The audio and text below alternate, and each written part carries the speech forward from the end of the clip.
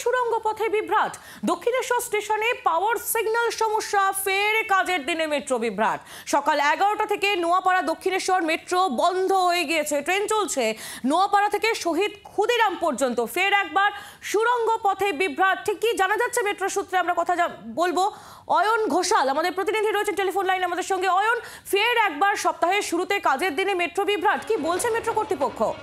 দক্ষিণেশ্বর স্টেশনে শেষ হওয়ার পরে যেখানে ট্রেনগুলো ওয়াই লাইন থেকে ট্র্যাক চেঞ্জ করে আবার ডাউন থেকে আপ লাইনে আসে, ওই জায়গাতে একটা কোনো সিগন্যাল পাওয়ার বিভ্রাট হয়েছে এবং বিভ্রাটটা এমন পর্যায়ে হয়েছে যে এখনো পর্যন্ত অর্থাৎ প্রায় 50 মিনিট হয়ে গেল এইটা রেকটিফাই করা সম্ভব হয়নি মেট্রো কর্তৃপক্ষের তরফে।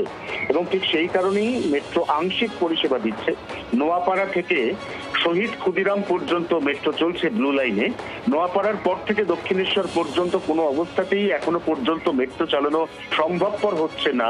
লক্ষ্মী পুজোর পরের দিন আজকে পূর্ণাঙ্গ অফিসের দিন এবং সেই কারণেই যারা বিভিন্ন স্টেশন নোয়াপাড়ার পর থেকে অপেক্ষা করছেন মেট্রো ধরার জন্য, তাদের কিন্তু এই মুহূর্তে মেট্রো পাওয়া সম্ভবপর হচ্ছে না। তাদেরকে বিকল্প পথে নোয়াপাড়া পর্যন্ত এসে তারপরে মেট্রো ধরতে হচ্ছে। অয়ন, কতক্ষণ সময় লাগতে পারে সেই নিয়ে কোনো আন্দাজ কি মেট্রো কর্তৃপক্ষ দিয়েছে? সবেমাত্র এই যে সমস্যাটা সেটা রেকটিফাই হয়েছে। এটা একটা জটিল টেকনিক্যাল সমস্যা। এই সমস্যার মেরামতিতে ঠিক কতক্ষণ সময় লাগতে পারে নির্দিষ্ট করে এখনো পর্যন্ত মেট্রো কর্তৃপক্ষ জানাতে পারেনি।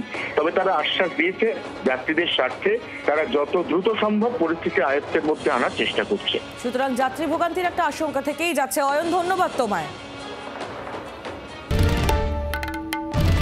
বাংলার আওয়াজ, বাঙালির আবেগ, জি 24 ঘন্টা।